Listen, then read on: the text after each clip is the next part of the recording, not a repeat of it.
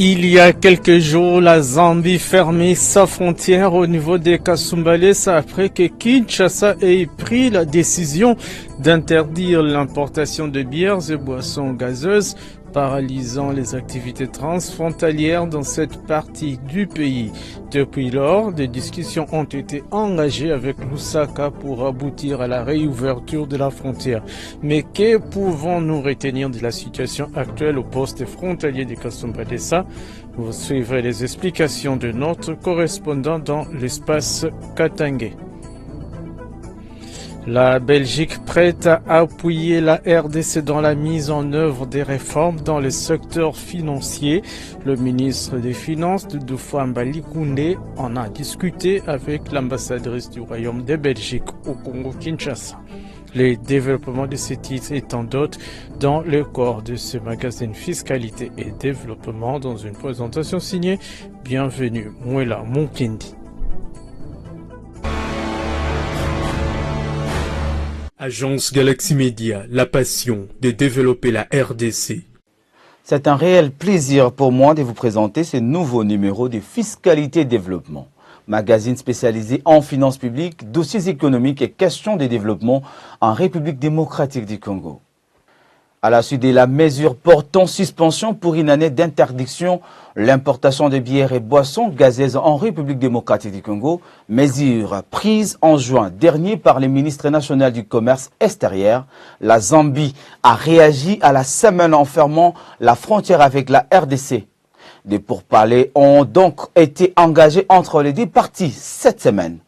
Que pouvons-nous retenir de la situation actuelle à la frontière des Kasumbalesa, notamment après la crise qui a secoué la Zambie et la RDC? Nous avons joint Lambert Yuma, notre correspondant dans les Grands Katanga.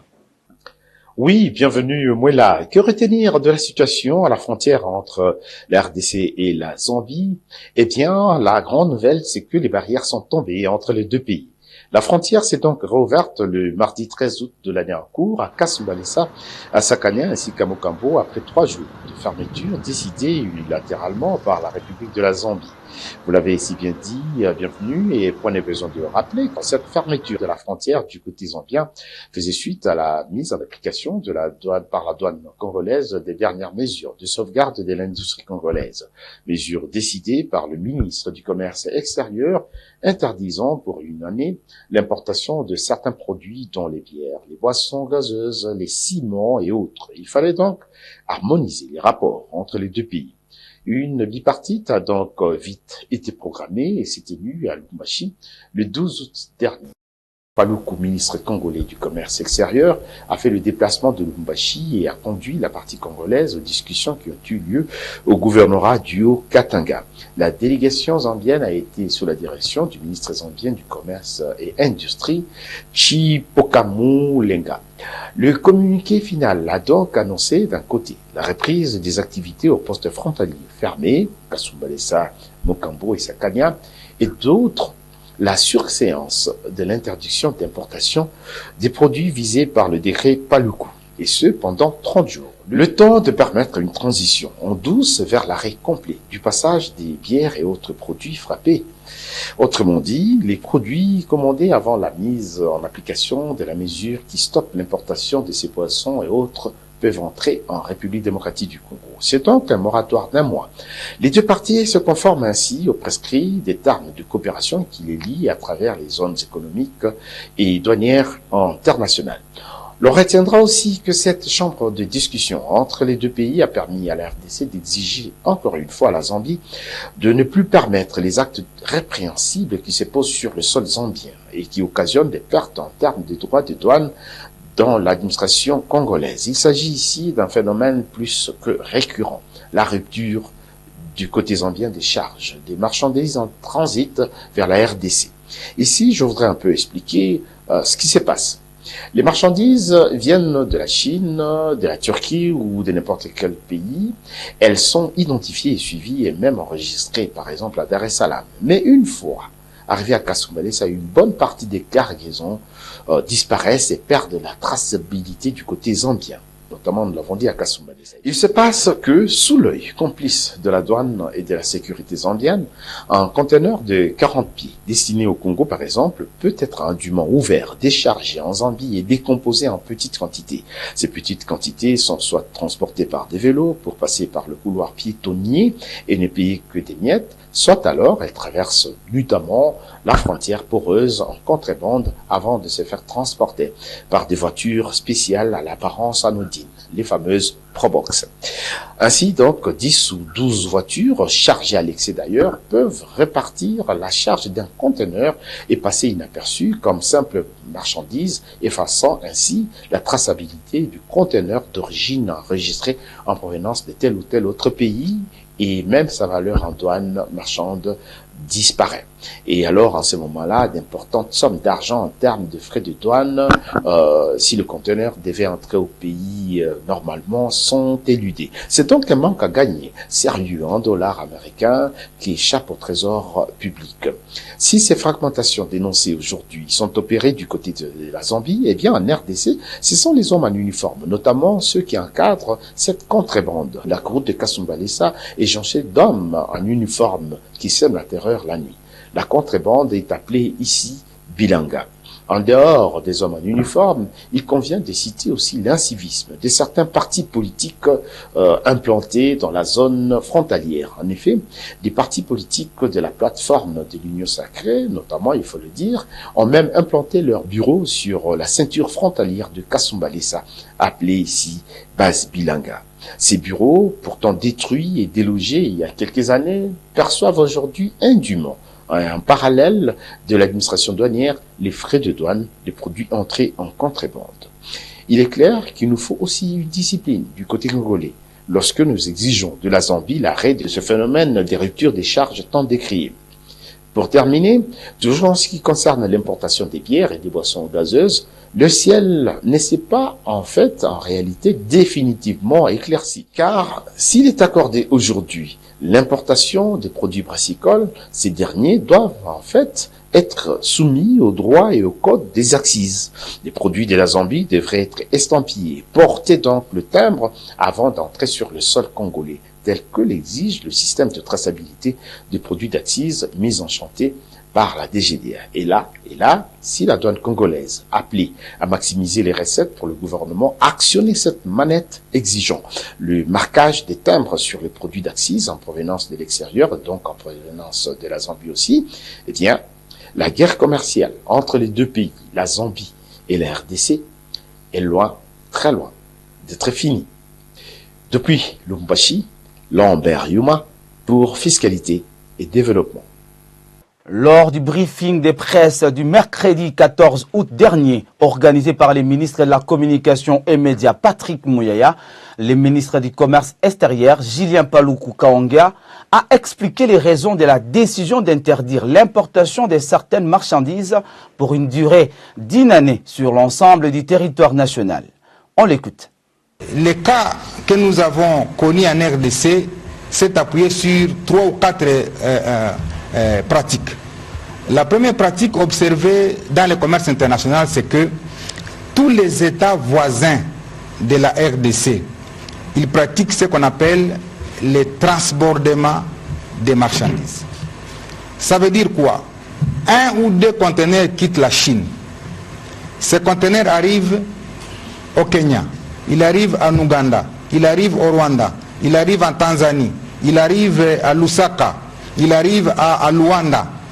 Ce conteneur a pour destination finale la République démocratique du Congo. Mais qu'est-ce qui arrive entre les pays là et certains complices congolais?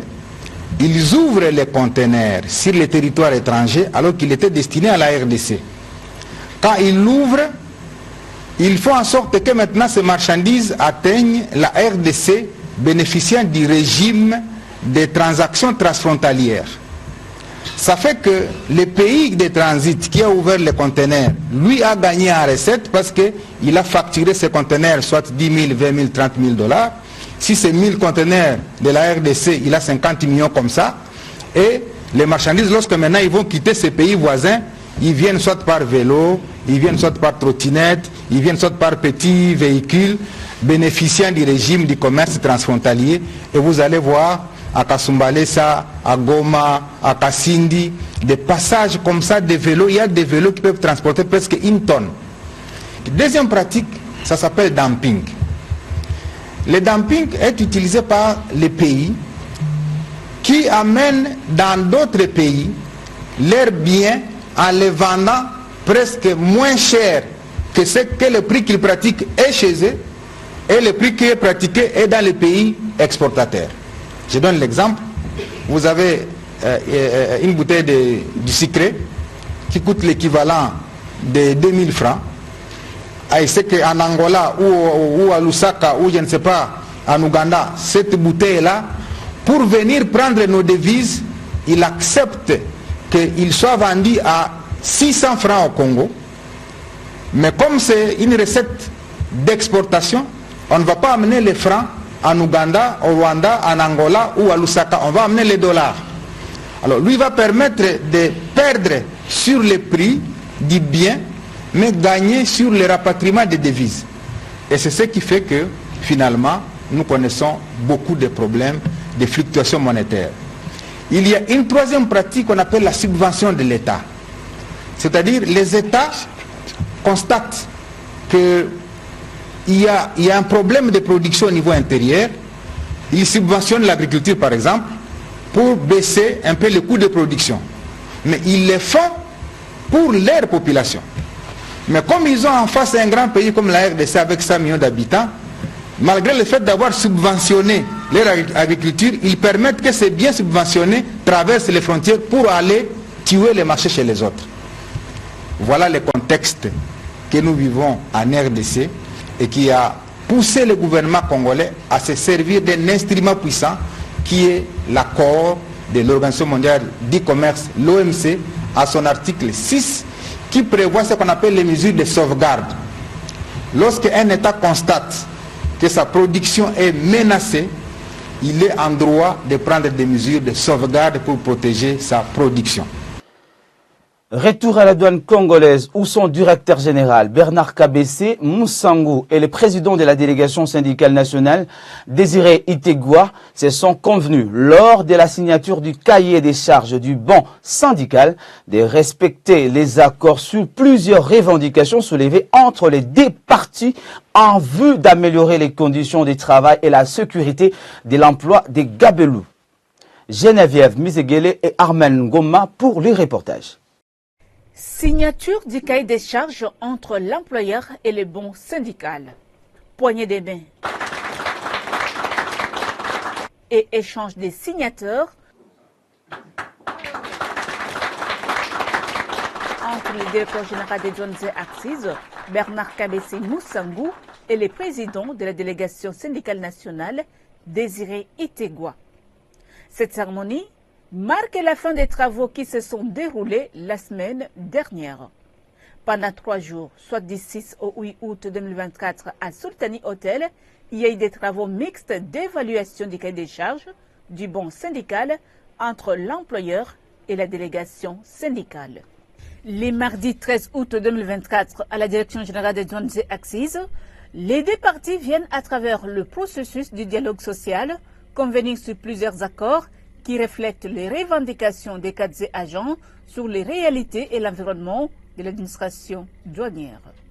Selon le président de la délégation syndicale nationale, Désiré Itegua, le bon syndical a émis le vœu de voir ce résultat devenir un engagement réciproque pour un avenir équilibré et harmonieux au profit des douanières et douaniers. Les différents thèmes abordés au cours de nos échanges ont permis aux parties de travailler sur plusieurs fronts, notamment la rémunération, les conditions de travail, la sécurité au travail, les accidents de travail, les maladies en milieu professionnel, la prise en charge funéraire des ayants droit des douaniers, la caisse d'épargne salariale et ses conséquences sur la vie du douanier après sa carrière active, et enfin, les modalités de calcul des allocations de fin de carrière et de décès. Nous lançons donc ici un appel pour que notre engagement aille dans le sens de mobiliser et de moraliser les cadres et agents afin d'asseoir les valeurs que véhicule le code de conduite de l'agent public de l'État ainsi que le code de déontologie et d'éthique de l'agent des douanes. Ces valeurs sont notamment le respect des textes légaux et réglementaires, l'ardeur au travail, la discipline. Seules ces valeurs engendrent la paix sociale et créent des conditions pour une mobilisation accrue des recettes. Au cours de ces travaux, 3 points essentiels ont été inscrits à l'ordre du jour, notamment les préoccupations d'ordre général communes à toutes les provinces douanières, les problèmes spécifiques de chaque direction provinciale, ainsi que les préoccupations soulevées par les centres médicaux. Travaux appréciés par le numéro 1 de la douane congolaise, qui n'a pas hésité d'inviter ses cadres et agents au sens des responsabilités et au respect du code de déontologie de l'agent des douanes. Le président syndical a mis l'accent sur un point qui est essentiel dans le travail que nous faisons au quotidien. Nous avons des obligations à travers le code de déontologie de l'agent de douane, le code de déontologie du fonctionnaire.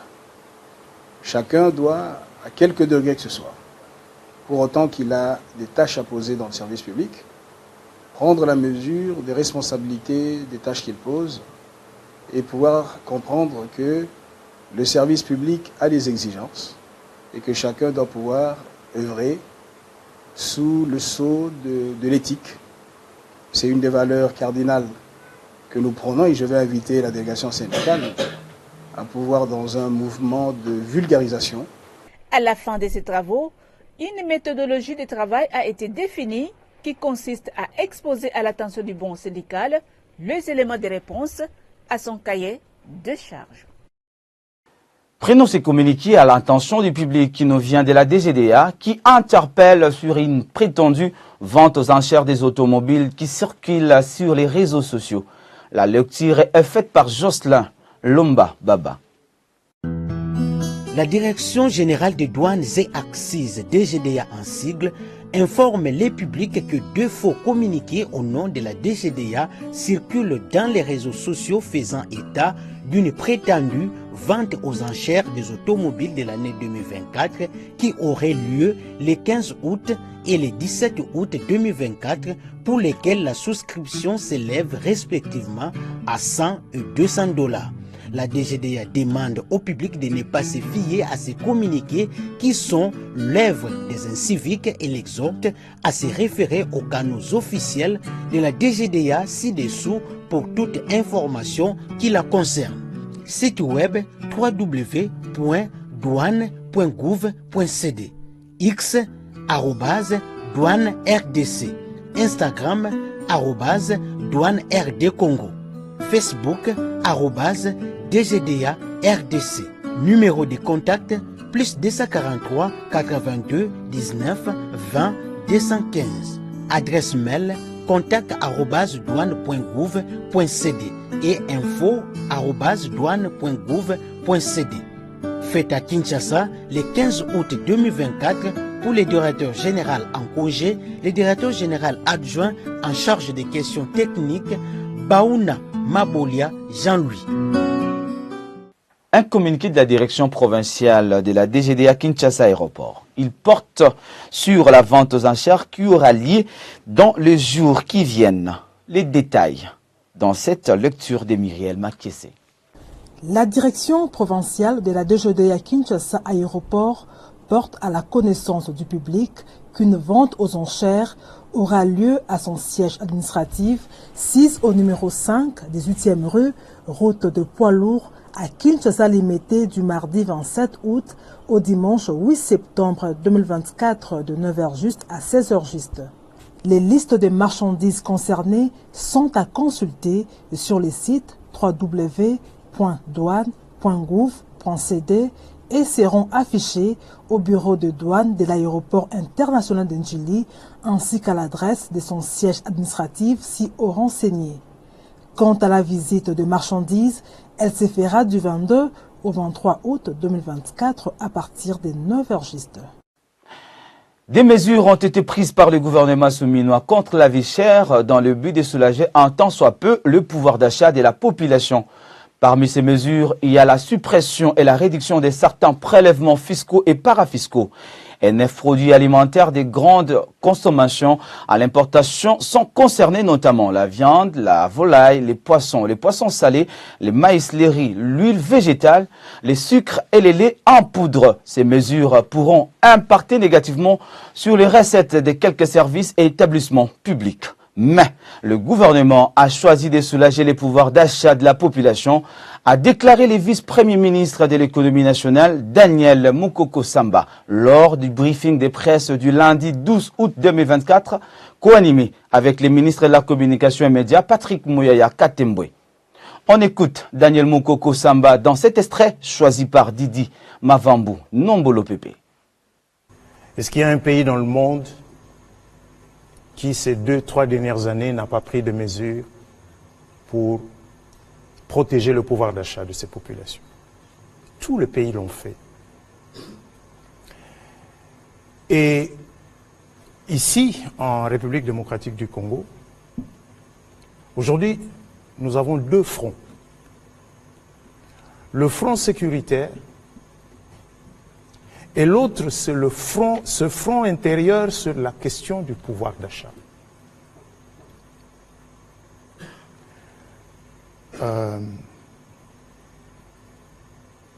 Comme l'a dit le ministre Patrick Mouyaya, relisez l'allocution du chef de l'État du 30 juin. Il ne parle que de 2 choses dans ce discours, dans ce message à la nation. Il parle de la situation de l'Est et il reconnaît qu'il sait que la situation de nos ménages n'est pas du tout aisée et qu'il va instruire le gouvernement pour que des décisions rapides soient prises pour soulager le panier de la ménagère. Je cite presque de mémoire, mais je crois que ce sont les mots qu'il a utilisés. Soulager le panier de la ménagère. Et par conséquent, j'ai commencé ma présentation en vous parlant de la subvention pétrolière. Elle coûte de l'argent, la subvention pétrolière. Ces mesures aussi, ces décisions aussi vont coûter de l'argent. Le gouvernement a agi comme le chirurgien dont la main ne doit pas trembler lorsqu'il touche le bistouri. Nous savons qu'il y a une dépense que ça va nous coûter. Oui, nous aurons une loi rectificative des finances qui va être déposée au Parlement au mois de septembre pour cet exercice 2024. Et donc, cette dépense fiscale sera prise en compte dans cette loi rectificative des dépenses. Mais entre maintenir ces recettes et soulager le panier de la ménagère, le choix a été fait pour soulager le panier de la ménagère. Et de toutes les façons, quand le prix baisseront, n'est-ce pas que les gens pourront consommer un peu plus? Et puis on n'a pas démantelé les taxes sur l'ensemble des biens qui sont importés. On a démantelé une partie de la fiscalité, de la parafiscalité sur un ensemble de 9 types de produits. Donc il y a également cet exercice qui a été fait pour que la dépense fiscale ne soit pas trop élevée. Et croyez-moi, ces décisions seront complétées par d'autres décisions. Parce que vous allez peut-être croire que nous avons trouvé la recette magique. Non, nous savons, ça c'est la première phase. La deuxième phase, ça va être la lutte contre les pratiques commerciales de type commerce triangulaire, n'est-ce pas? Le chinchard pêché au large de la Namibie, pays d'origine Namibie, pays de facturation Luxembourg. Et la maison qui vous facture appartient en réalité au même importateur qui est ici à Kinshasa. Alors vous cumulez les marges bénéficiaires, la marge bénéficiaire de la société qui a facturé, la marge bénéficiaire de la société qui a importé. Si vous ajoutez le fait que le même importateur est transporteur, qu'il est chargeur, vous avez ce cumul des marges bénéficiaires qui font qu'en définitive, les biens coûtent beaucoup plus cher. Donc, oui, nous sommes conscients que ces décisions vont coûter de l'argent au gouvernement. Le choix a été fait qu'entre ce coût et soulager le panier de la ménagère, le moment est venu de soulager le panier de la ménagère. Le 15 août 2024, le ministre des Finances Doudou Famba Likoundé a rencontré Roxane de Bilderling, ambassadrice du Royaume de Belgique en RDC, pour discuter des réformes en cours dans le secteur financier congolais. Cette première visite de la diplomate belge avait pour objectif de s'informer sur les axes prioritaires des réformes entreprises par les gouvernements congolais. Concernant la mobilisation des ressources internes et externes, l'ambassadrice a exprimé son soutien à l'élan insufflé par le ministre Doudou Famba, saluant la rigueur qu'il a restaurée dans la gestion financière de l'État. Elle s'est également réjouie des échanges avec les ministres sur la mise en œuvre de réformes, rappelant que la Belgique, dans le cadre de son programme bilatéral, accorde une importance particulière à la gouvernance économique et financière. Par ailleurs, l'ambassadrice de la Belgique en RDC a confirmé que son pays mettra à la disposition des experts pour soutenir les ministres des Finances dans la mise en œuvre de ces réformes, notamment au sein du comité des réformes financières CONAREF. Le secrétariat technique de l'initiative pour la transparence dans les industries extractives, ITIE, a organisé l'atelier sur le lancement de la collecte des données du rapport ITIE RDC 2022 sur les financements du projet encore à travers le comité de pilotage et d'orientation de la réforme des finances publiques COREF. L'objectif est de publier un rapport qui répond aux attentes du comité exécutif de l'ITIE RDC 2022 et aux exigences de la norme ITIE. C'était du 13 au 14 août 2024 au cercle de Kinshasa dans la commune de la Gombe. Myriel Makiese et Armen Goma Moussakanda pour les détails.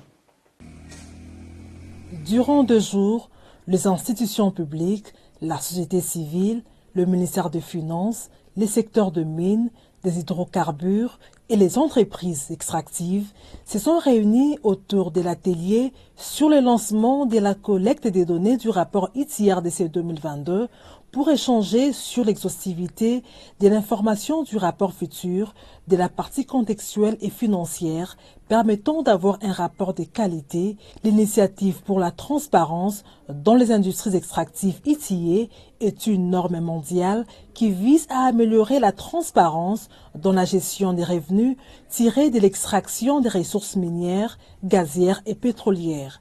Elle est développée et soutenue par un groupe multipartite composé des délégués du gouvernement, des entreprises extractives et des organisations de la société civile. Nous sommes en train de faire le lancement pour la réalisation ou l'élaboration de notre rapport ITIE RDC 2022. C'est pour ça que, comme d'habitude, nous faisons des ateliers de lancement pour essayer d'expliquer aux parties prenantes, surtout à celles qui vont déclarer, la nature de l'information dont on a besoin pour l'élaboration de nos rapports. C'est pour ça que vous retrouverez dans la salle qu'on a eu les institutions publiques, la DGI, la DGDA et la DGRAD, et toutes les entreprises qui sont au niveau de Kinshasa, aussi les administrations des mines, les administrations de l'environnement et les administrations de finances. On les a eues et nous sommes en train de faire le même atelier dans plusieurs provinces pour essayer d'avoir l'exhaustivité de l'information qui permettront d'avoir un rapport de qualité. Donc c'est le but de cet exercice. Nous avons parlé aujourd'hui, comme vous avez vu, des véhicules d'information qui sont des formulaires. Comment est-ce qu'on doit les remplir et quelles sont les échéances et comment est-ce qu'on doit les remplir. C'est vraiment ça l'essentiel de notre activité parce qu'on doit produire un rapport avant le 31 décembre 2024. Comme vous le savez à l'ITIE, nous produisons un rapport généralement avec un décalage d'1 année ou de 2 ans parce que c'est ça qu'il y a dans les critères. On ne doit pas produire un rapport avec 2 années d'écart. Vous savez, il est toujours très difficile de produire un rapport sur la même année parce que les états financiers doivent être certifiés par les auditeurs ou par les commissaires aux comptes. À travers la divulgation par l'ITIE et l'utilisation par les publics des informations sur l'ensemble des maillons de la chaîne des valeurs des industries extractives, la norme ITIE permet d'accroître la transparence dans le secteur des ressources naturelles et la redevabilité des parties impliquées dans la gouvernance du dit secteur. Elle permet aussi de lutter contre la corruption et de promouvoir le développement durable. Les parties déclarantes sont au préalable sensibilisées au processus ITIE et mises à niveau à la télédéclaration au cours de cet atelier à Kinshasa et dans 9 provinces, abritant une forte activité extractive dans le Haut-Katanga, le Haut-Ouélé, le Haut-Lomami, le Kasaï oriental, le Lualaba, le Maniema, le Nord-Kivu, le Sud-Kivu et le Tanganyika. Un communiqué de la Direction générale des impôts, DGI, qui porte sur un faux portail des recrutements. La Direction générale des impôts porte à la connaissance du public qu'un réseau d'escrocs a créé un portail de candidature pour les recrutements du ministère des Finances, Direction générale des impôts, dont l'adresse email est onlineoffers.xyz/DGI avec un portrait du directeur général des impôts. À partir de ces portails, ces réseaux d'escrocs arnaquent des paisibles citoyens en les invitant à formuler leur demande d'embauche à la Direction générale des impôts en ligne à l'aide d'un formulaire conçu à cet effet moyennant paiement de certains frais. Aussi, la DGI appelle-t-elle l'attention particulière du public à ne pas se laisser prendre dans cette vaste escroquerie et à dénoncer leurs auteurs auprès de services spécialisés. C'est un communiqué signé Barnabé Mwakadi Mwamba, directeur général des impôts.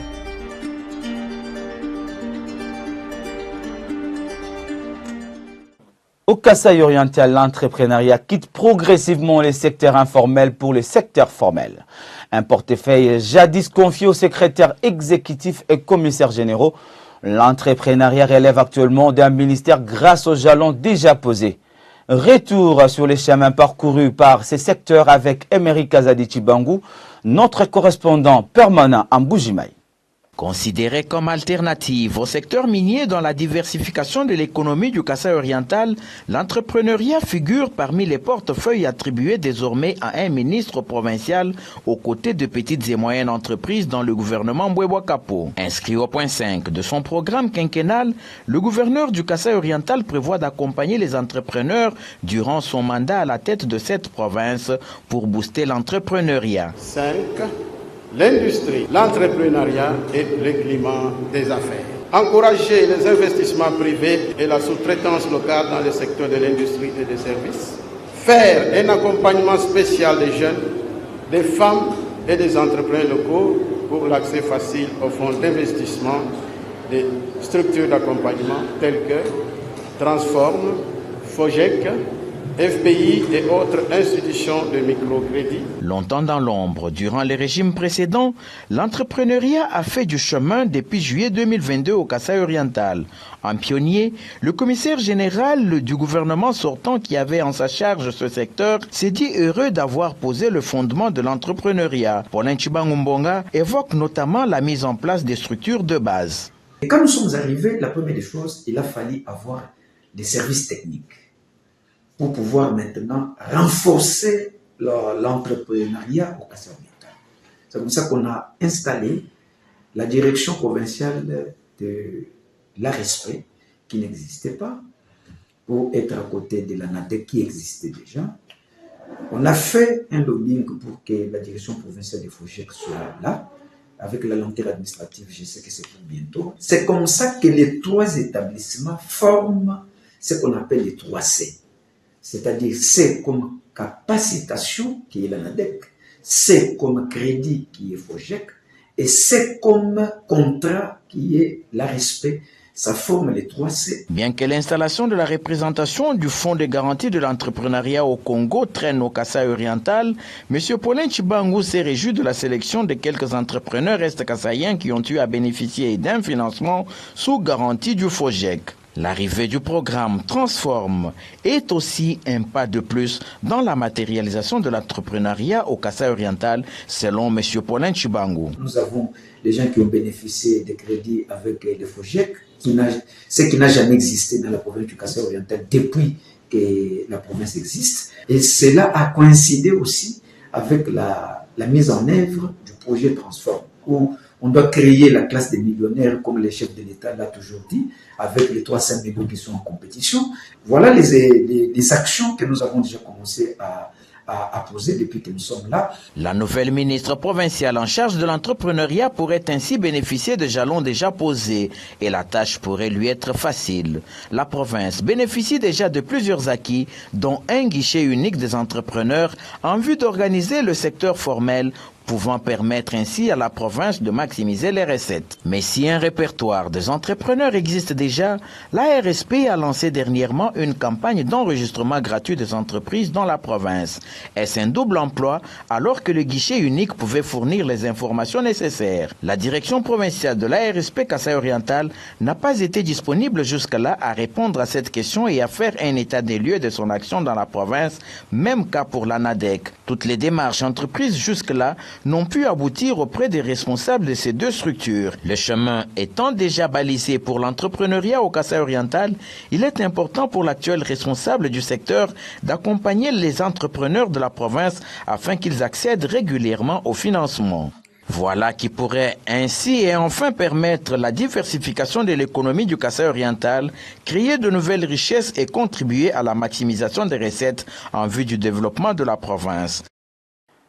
Un avis d'appel d'offres nationales sans préqualification au Fonds de promotion de l'industrie FPI. Il porte sur l'acquisition des colis de fin d'année 2024 pour le personnel du FPI.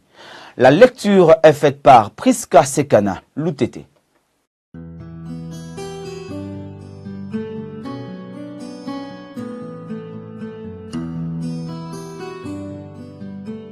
Cet avis d'appel d'offres fait suite au plan de passation de marché paru sur le site internet de l'ARMP en date du 5 mars 2024.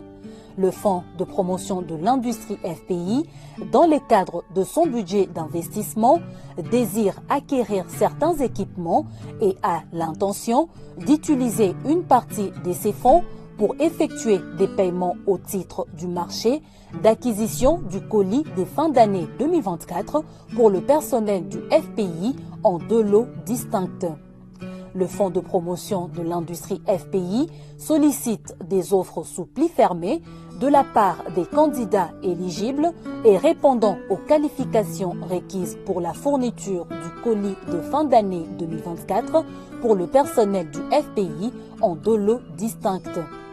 Premier lot, acquisition de produits surgelés pour le personnel du FPI. Deuxième lot, acquisition de produits secs pour le personnel du FPI. Les offres devront être soumises à l'adresse ci-après, au plus tard le vendredi 30 août 2024 à 15h heure locale. Les offres remises en retard ne seront pas acceptées. Les offres seront ouvertes en présence des représentants de candidats présents à la séance d'ouverture qui aura lieu à la même adresse le vendredi 30 août 2024 à 15h30 heure locale. Les offres doivent comprendre une garantie bancaire d'offres d'un montant équivalent à 1% du montant de chaque lot valide pour une période de 30 jours de plus que la validité des offres. Les offres devront demeurer valides pendant une durée de 90 jours calendaires à compter de la date limite de soumission.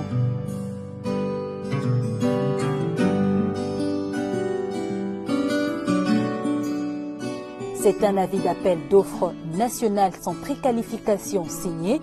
Personne responsable des marchés, Moudimu Tshisekedi Bertin. La société Plantation et Willery du Congo PAC est la plus grande firme agroalimentaire de la RDC en termes du capital humain et des productions. Dirigée des mains de maître par sa directrice générale Monique Guesquès, cette société compte plus de 10 000 travailleurs directs et en 3 ans de gestion, la production d'huile de palme est passée de 45 000 tonnes par an en 2020 à 80 000 tonnes en 2023 et se propose de produire 100 000 tonnes d'huile de palme par an en 2025. Regardez.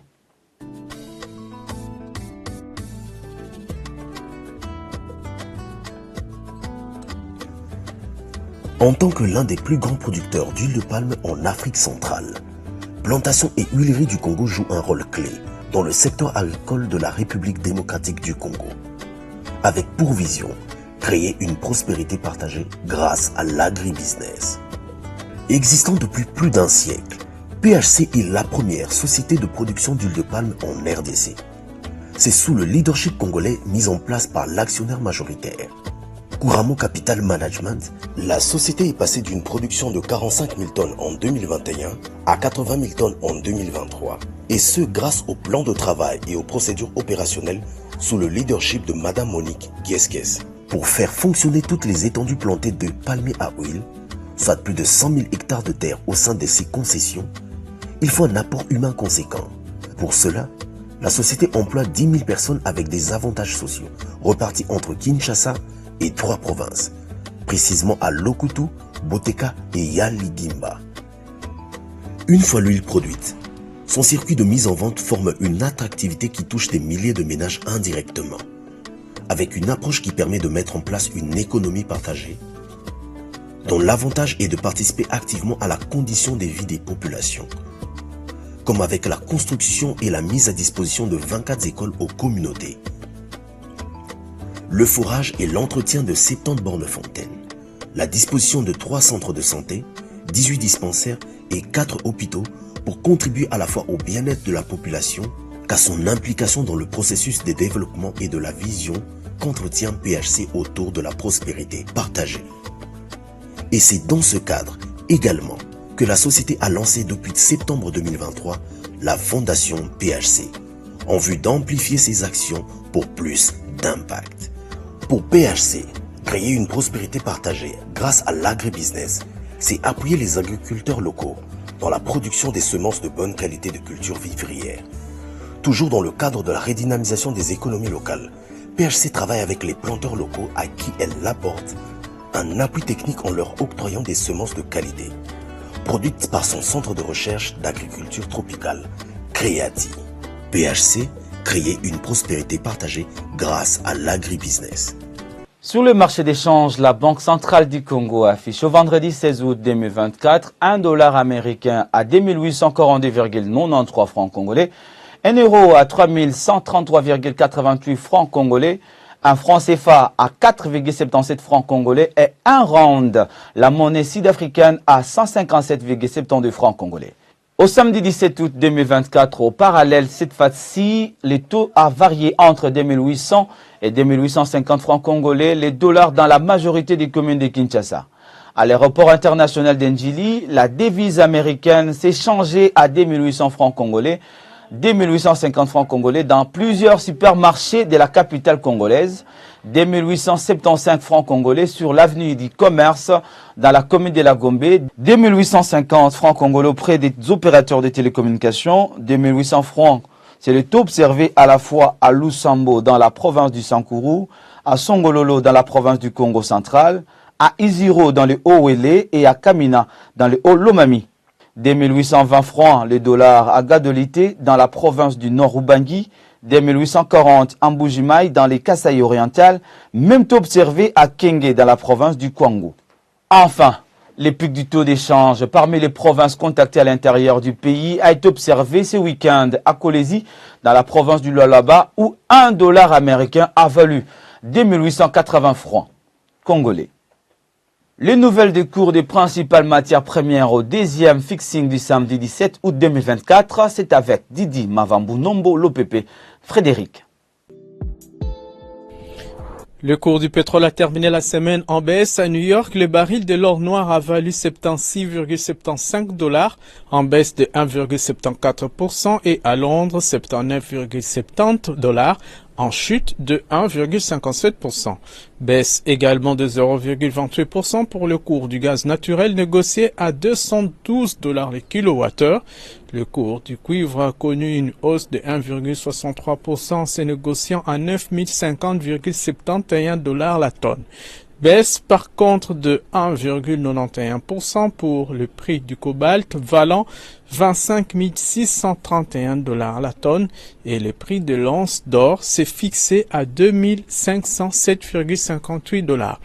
Côté principaux produits céréaliers, il s'est observé une hausse de 0,07% pour le cours du maïs négocié à 371 $ la tonne. Le cours du riz a reculé de 0,07%. La tonne a coûté 14,58 $. Le cours du blé a bouclé la semaine en hausse de 0,28%. La tonne a valu 530 $. Sachez que pour les autres produits agricoles, la tendance générale est haussière. Le prix du café est en hausse de 2,31%, se négociant à 245 $ la tonne.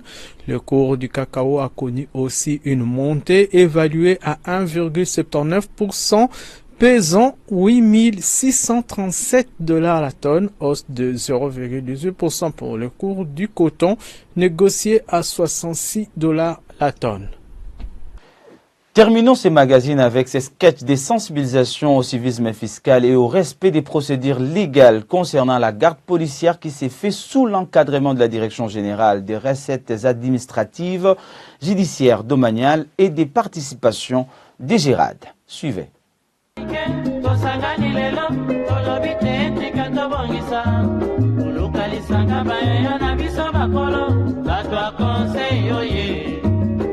Population ya Congo, jeunesse nationale, basengile lopo babongisa. Babongisa Congo ezali nguya ya population, bakondi bayoka na matoi. Bato ya Congo oye, bato ya Congo oye. Congo, jeunesse nationale.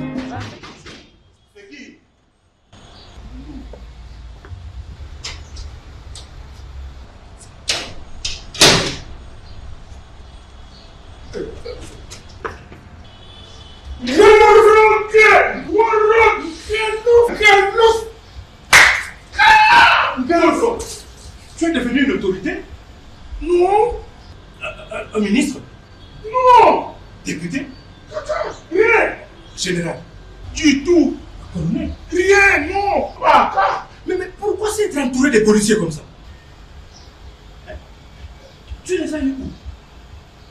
Ont-ils un bulletin de service à jour? Je vois. Tu fais entrer beaucoup d'argent dans le trésor public, hein? Worok. Quel trésor public? C'est un branchement, Worok. Tu sais que je ne suis pas n'importe qui, hein? Donc tu ne payes pas la banque? Kaka! Quelle banque? J'étais dans les besoins. Un coup de fil à un ami colonel à la galerie, Paka. La garde est là et je suis en sécurité. Hein? Pas d'étranger. Ngalouf, tu es un voleur. Worok, un grand homme d'affaires comme moi. Voleur mouif. Mais tu voles l'État congolais. Comment ça? Oh, Ngalouf, tu ne peux pas avoir la garde policière sans suivre la procédure.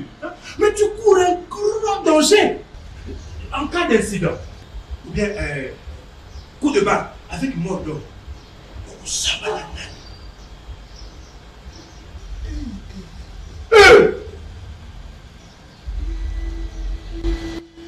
Ngalouf, notre police est un service d'assiette de l'État. Pour avoir la garde policière, il faut écrire au commissaire général pour Kinshasa, au commissaire provincial pour les provinces. Celui-ci, à son tour, va requérir auprès des services techniques comme la direction du budget et des finances pour Kinshasa, le département du budget et des finances pour les provinces et à l'UPIHP ou PMH. Pas la LENI ni les autres unités. Ah bon? Mais oui. En respectant la procédure, tu contribues au budget de notre pays en payant la taxe. Et surtout, tu appuies la vision du chef de l'État. Hein? Dis-moi, tu payes combien? Oh, Worok, vu mon rang et les moyens que j'ai minimisé la somme, hein, 500 $ par policier. Preuve de paiement. Ont-ils un bulletin de service à jour déterminant leur origine et leur mission chez toi? Il était de 500 $. Alors que le taux officiel selon la loi c'est $100 par élément par mois pour des personnes physiques comme toi et moi, $200 par élément et par mois pour des personnes morales. Il est enroulé dans la farine. Tu es roulé. Donc, tel que je suis là, au lieu de nourrir l'État, je nourris les individus. Hein? Et tu sais quoi? Tu vas payer les pénalités pour tous les temps qu'ils t'ont gardé. Ils sont à combien? Bon, ils sont à 6. Hein? La vacation voudrait que chaque après 48 heures, une équipe rentre, une équipe sort. Alors que le nombre est toujours limité. Et c'est l'UPI-HP qui détermine. Il doit me rembourser. Alors toi aussi, tu dois rembourser les policiers. En plus, tu les as gardés ici illégalement. Je dois suivre la procédure. Entrer par la grande porte parce que je ne peux pas avoir des policiers clandestins. Ah oui, hein. Sinon un jour, si les PP ne les ramassent pas et ne les amènent à Ndolo, ça sera la mission de contrôle qui va débarquer ici à l'improviste. Tu vas payer cher avec le risque de te retrouver à Makala pour détention illégale des policiers. Makala. Ah.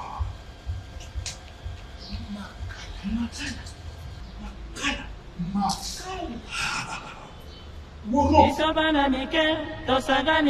voulez la garde policière? Respectez la procédure. Sinon... Madame, Monsieur, ce magazine Fiscalité et Développement est ainsi terminé. Merci à vous de nous avoir suivis dans la ville de Goma. Nous sommes dans la province du Nord Kivu.